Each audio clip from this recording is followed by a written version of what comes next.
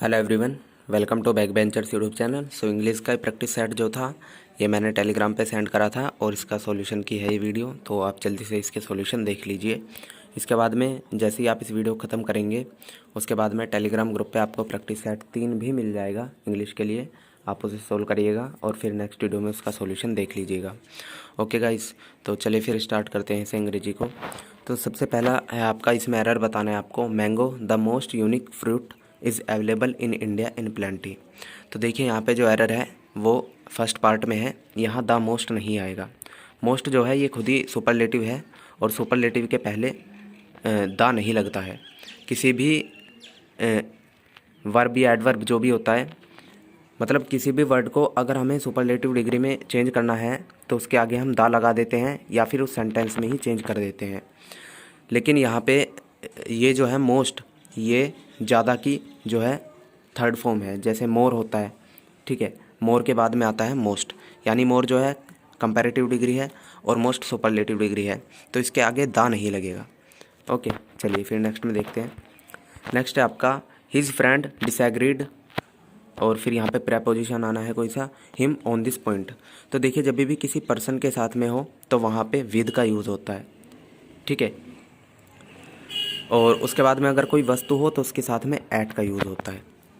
यानी कि अगर कोई पर्सन है, अगर यहाँ पे पर्सन की जगह कुछ कोई चीज़ होती, जैसे सपोज़ करो यहाँ हिम नहीं होता तो फिर कुछ और होता, जैसे मान लो कुछ भी ओपिनियन मान लो, ठीक है, जैसे ओपिनियन।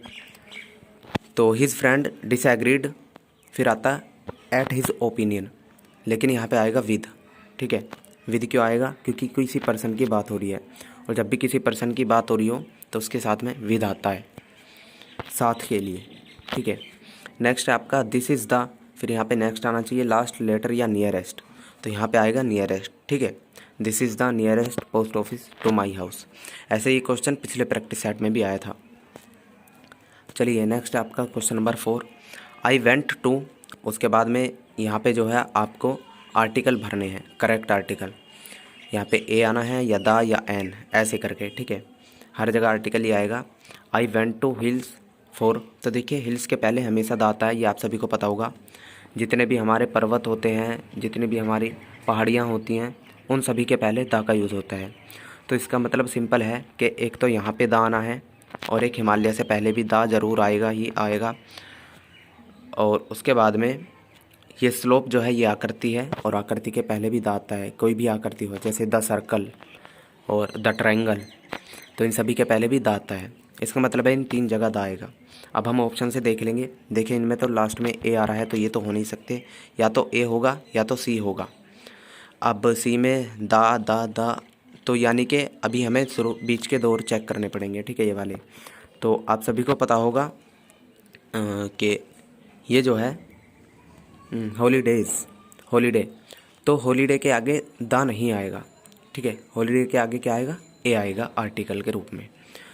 अगर आपने आर्टिकल की वीडियो नहीं देखी है तो मैंने आर्टिकल के ऊपर एक वीडियो बनाई थी, उसे आप देख लीजिएगा मेरे चैनल पर जाके, आपको आर्टिकल अच्छे से क्लियर हो जाएंगे। उसमें बिल्कुल मैंने आपको डायरेक्ट रटवा दिए थे कि कहाँ किसके पहले क्या आर्टिकल आता है, तो आपको सोचने की ज़रूरत भी नहीं है, ठीक है। सिंपली आप आर्टिकल भर देंगे वहाँ पे, तो इसका ऑप्शन ए जो है करेक्ट हो जाएगा। उसके बाद में क्वेश्चन नंबर 5 है आपका, for many tourists keeping a tourist guide during tours help to satisfy their hunger for knowledge. तो इसमें आएगा आपका option number C, help satisfy their hunger. क्यों आएगा?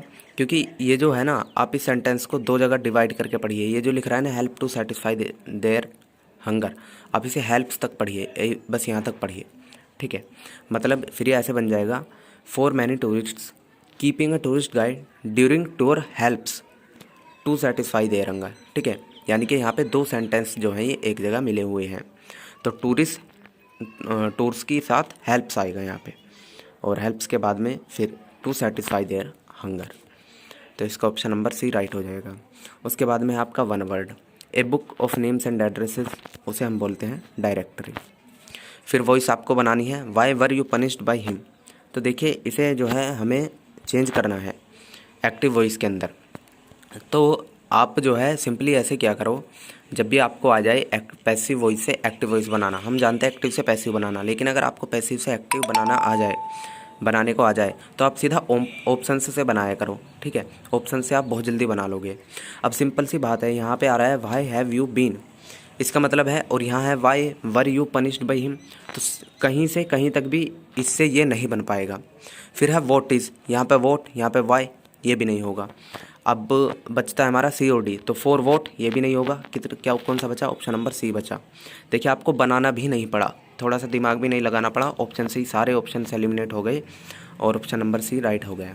उसके बाद में आपको एंटोनिम बताना है ट्रांसपेरेंट का। ट्रांसपेरेंट आप सभी को पता होगा, पारदर्शी जिसे हम बोलते हैं, जिसके आर पार हम देख सके उसे बोलते हैं ट्रांसपेरेंट, तो जिसके आर पार ना देख सके उसे बोलते हैं ओपेक। एंटोनिम बताना था, तो ट्रांसपेरेंट का हो जाएगा ओपेक।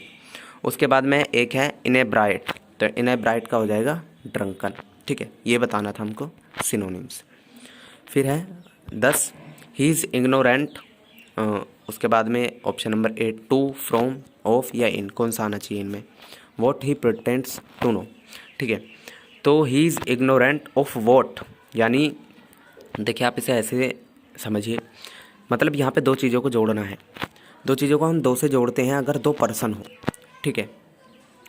लेकिन यहाँ पे है, मतलब इसका हिंदी अर्थ जो है वो ऐसे बैठेगा, ही इज़ इग्नोरेंट, के वो अज्ञान था, यानी उसे पता नहीं था कि,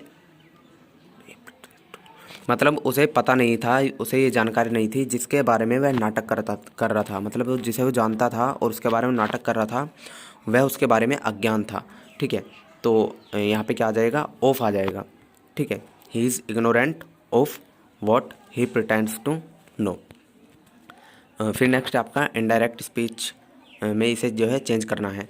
ही said to me will you mind lending me your book today, तो ये तो आप सभी को पता होगा कि अगर आपका जो सेंटेंस है वो स्टार्ट हो रहा है इंटरोगेटिव से, तो हम इफ़ या वेदर का यूज़ करते हैं। तो इफ़ या वेदर सबसे पहले चेक करेंगे किस किस में है, तो सभी में है, ए में भी, बी में भी, सी में भी और डी में भी। उसके बाद में आप सभी को पता होगा विल का क्या हो जाता है, वी का हो जाता है वुड, और ये जो है ये यू, ये है सेकंड पर्सन का, और ये ऑब्जेक्ट के अनुसार चेंज हो जाता है। इसका ऑब्जेक्ट है मी, मी के अनुसार क्या आ जाएगा, आई, क्योंकि ये सब्जेक्ट है और सब्जेक्ट ही आना है, तो आई फिर आना है। इसका मतलब है आपका सी और डी तो बिल्कुल नहीं होगा, क्योंकि यहाँ विल है, वुड आना चाहिए, और यहाँ ही है आई आना चाहिए। अब ए या बी में से एक है। उसके बाद में आपको क्या करना है, ये देखिए टुडे, और टुडे बदलता है आपका दैट डे में, जब हम इनडायरेक्ट में चेंज करते हैं। तो दैट डे कौन से में है, ऑप्शन नंबर ए में है, तो ऑप्शन नंबर ए आपका राइट आंसर हो जाएगा। उसके बाद में आपको बताना है अप टू द मार्क, इसका फ्रेसल वर्ब, ठीक है। तो ये एक इडियम फ्रेज है, इसका अर्थ होता है कि जो भी आपका काम जितना होना चाहिए था उतना नहीं हुआ। जैसे मैं कहूँगा कि आपके 10 मार्क्स आने चाहिए इस प्रैक्टिस सेट में, और अगर आपके 10 से कम आते हैं, इसका मतलब है कि फिर आपके मार्क्स जो हैं वो अप टू द मार्क नहीं है, आपका जो वर्क है वो अप टू द मार्क नहीं है, जितना होना चाहिए उतना नहीं है, तो according to the required standard. उसके बाद में आपको जो है इनकरेक्ट स्पेलिंग फाइंड आउट करनी है, तो पैराग्राम की सही है, जेन्युइन की भी सही है, गवर्नर की भी सही है, गारंटी की गलत है, ठीक है। अब गारंटी की सही है, यहाँ पे ई आ जाएगा। उसके बाद में है दिस इज़ माई, राइट आना चाहिए या राइट आना चाहिए, तो ये आप सभी को पता होगा, यहाँ पे क्या आएगा, राइट हैंड, यानी ऑप्शन नंबर है। उसके बाद में 15 है man proposes but God dispossess, ये जो है ये आपके एक प्रोवर्ब है, इसे आप चाहे तो याद भी रख लीजिए ऐसे ही, man proposes but God disposes. उसके बाद में ही अडॉप्टेड फेयर और फेयर, तो देखिए इस फेयर का मतलब होता है अच्छे तरीके से, और इस फेयर का मतलब होता है आपका किराया, तो यहाँ पे आ जाएगा option number A. He adopted fair means to achieve success, मतलब उसने अच्छी चीज़ों का सहारा लिया सक्सेस प्राप्त करने के लिए। सो गाइस ये था प्रैक्टिस सेट 2 का सॉल्यूशन। इसके बाद में प्रैक्टिस सेट का 3 का सॉल्यूशन के साथ में आपको मिलूँगा। तब तक के लिए चैनल को सब्सक्राइब कर लीजिएगा और वीडियो को सभी के पास शेयर कर दीजिएगा। कमेंट करके ज़रूर बताइएगा आपके कितने क्वेश्चन सही हुए। मैं आपसे नेक्स्ट वीडियो मिलूँगा आपसे, तब तक के लिए जय हिंद।